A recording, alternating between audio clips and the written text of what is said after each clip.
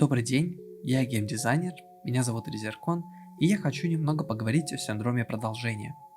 Вкратце, это синдром, когда разработчики хотят что-то изменить, но оставаться в рамках серии. В результате и те, кто пришел за новым, недовольны, потому что это все еще та же самая игра, но и те, кто хотел вторую игру с минимальными изменениями, недовольны, потому что это слишком другая игра.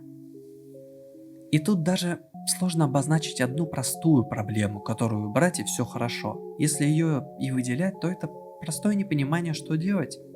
Мы имеем на руках, например, серию игр «Цивилизация», а имеем Герои Меча и Магии, с одной стороны Call of Duty, а с другой Stronghold, Assassin's Creed, The Elder Scrolls, много примеров удачных серий, но также и неудачных.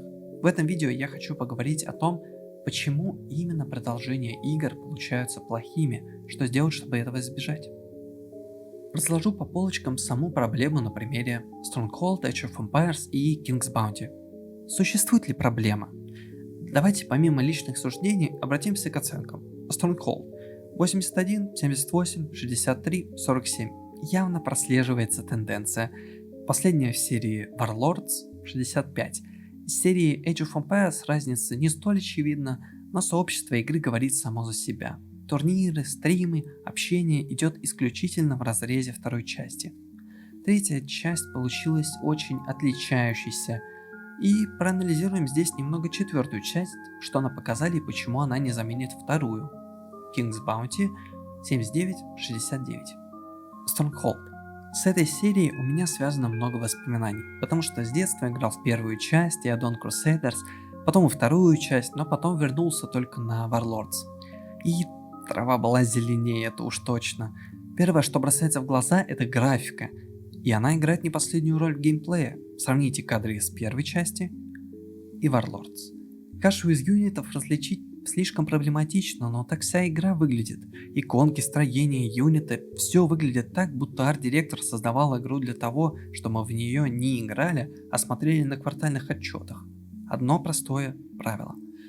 То, что выглядит одинаково, должно одинаково работать, а то, что работает одинаково, должно выглядеть одинаково. Если копейщик выглядит так же, как лучник, то это сразу минус. Мельком пример. Gridfall. Бежишь по городу, лутаешься, подходишь к луту, а это оказывается факел. Садизм. Чистый садизм.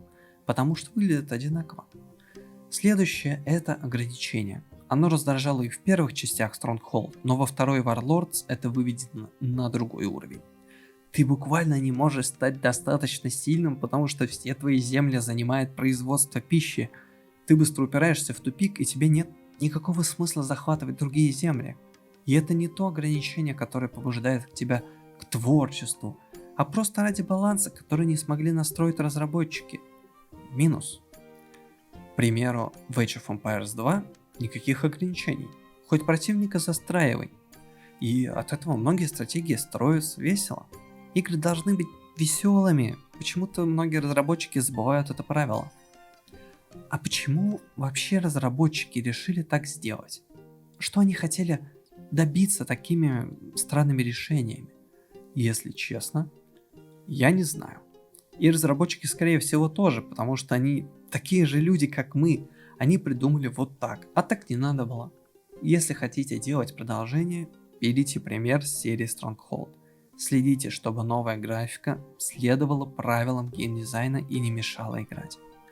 Если хотите делать 3D, значит делайте так, чтобы она могла быстро работать, массово, без ограничений. Если не можете, делайте 2D, нечего в лицо пыль пускать. Age of Empires.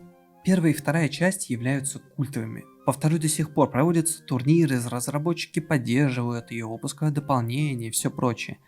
Здесь хочу немного поговорить по поводу четвертой части. Она выходит совсем скоро и похоже на то, что это будет игра, которую обойдет синдром продолжения. И вот почему. По геймплейным трейлерам, которые нам показали, мы видим, что основные механики остались. Строительство городов, разведка, крестьяне, количество войск в битве примерно такое же. Правда, почему-то крестьян почти не видно, но допустим, что они спрятались, чтобы на глазах не мелькать лишний раз. Но при этом добавлены новые механики. Например, стены теперь часть пространства. На них можно залезать. Крестьяне-лучники, разведчик-охотник, перемещение построек и прочее. И это явно усложнит геймплей, будет больше вариантов, как поступить, и это именно тот подход, который нужен для развития серии. Не менять игру полностью, а просто улучшить ее, как будто мододелов допустили к разработке. Вопрос, конечно, что считать улучшением? Почему, например, военачальники в Stronghold Warlords это не улучшение? Увы, здесь надо разбирать каждый отдельный случай. Военачальники просто тратят время и внимание и ничего не дают, вот и все. Просто заняли место на поле бесполезной механикой. Даже если она решает что-то на микроуровне, это неинтересно. В отличие от разведчика-охотника в АОЕ. Кто играл, тот понимает, что это приятная мелочь, которая была скиллозависимой фичей в АОЕ 2, а так будет фановой частью игры.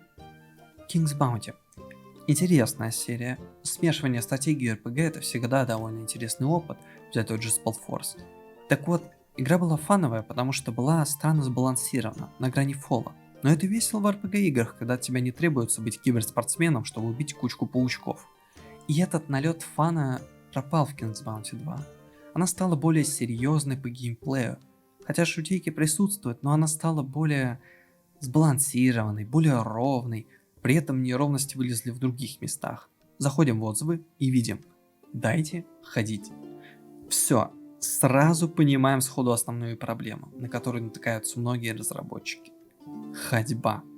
И казалось бы, откуда этой проблеме взяться? В предыдущих частях персонаж перемещается довольно быстро, да и мир весь утыкан точками интереса. А вот разработчики решили навалить РПГ и сделать игру от третьего лица. И попали в ловушку синдрома продолжения. Попытались добавить нового, но переборщили и ушли в сторону недовольства игроков медленной, необратимой походкой, как и сам герой игры. Немного разобрал случаи, а теперь к чему я это? Основа должна оставаться основой. Если казаки это про зарубы 1000 на 1000, то делать ее РПГ с боями 10 на 10, как бы кому ни казалось, это плохая идея.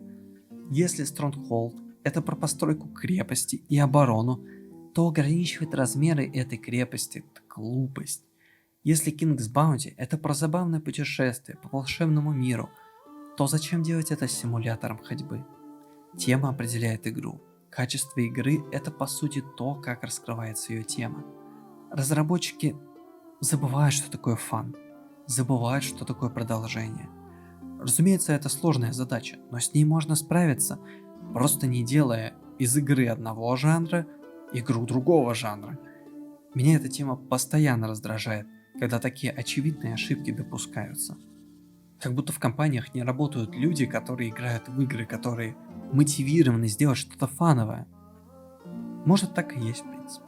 Что ж, пожелаем удачи всем, кто возьмется делать сиквелы к чему-либо.